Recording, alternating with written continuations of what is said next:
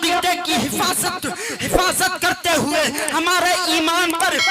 ایک مہر لگاتے ہوئے، ایمانی مہر لگاتے ہوئے ہمارے عقائد کی حفاظت کی ہے، اور بتا دیا ہے سنیوں، اگر مصطفیٰ سے محبت کا اظہار کرنا ہے تو میری زبان میں اس انداز میں کرنا، یا رسول اللہ زمین و زمان تمہارے لیے، شکیل و مدہ تمہارے لیے، چنیل و چڑا تمہارے لیے، بنے دو جہاں تمہارے لیے، دہن میں صبح تمہارے لیے، بدن میں ہے جان تمہارے لیے، اور یا رسول اللہ، یا رسول اللہ ہم آئے یہاں تمہارے لیے، اٹھے بھی وہاں تمہارے، سبحان اللہ، نعرہ تکبیر، نعرہ رسالت، مسلک اعلیٰ حضرت، مسلک اعلیٰ حضرت، نعرہ تکبیر، نعرہ رسالت۔ تو ایمان والا آپ نے سمجھ لیا کہ ایمان والا وہ ہوتا ہے، عزیزان ملت اسلامیہ، ایمان والے تو ہم بھی ہیں، لیکن ہم ولی تو نہیں ہیں، لیکن قرآن نے نشان بیان کیا ہے ولی کون ہوتا ہے۔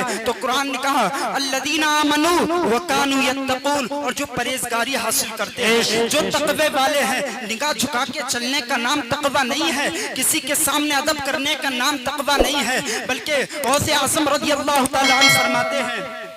تقوی اس کو کہتے ہیں جو اللہ کی بارگاہ میں دلوں کو جھکا دو۔ اگر غوث اعظم رضی اللہ تعالیٰ عنہ فرماتے ہیں کہ تقوی کسی چیز کا نام ہے، اگر کوئی بندہ تقوی اختیار کرتا ہے عزیزان ملت اسلامیہ تو غور کرنا، غوث اعظم فرماتے ہیں کوئی بندہ تقوی اختیار کرتا ہے تو وہ گناہ صغیرہ اور گناہ کبیرہ کو بھی چھوڑ دیتا ہے، یعنی اگر کوئی بندہ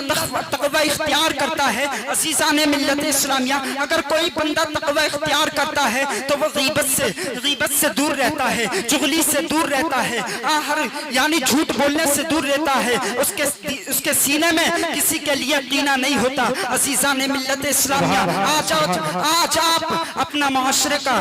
جائزہ لیجئے تو معلوم ہوگا کہ آج ہم کس طریقے سے آپس میں کینہ رکھے ہوئے ہیں۔ اگر ہم دوست سے گلے ملتے ہیں تو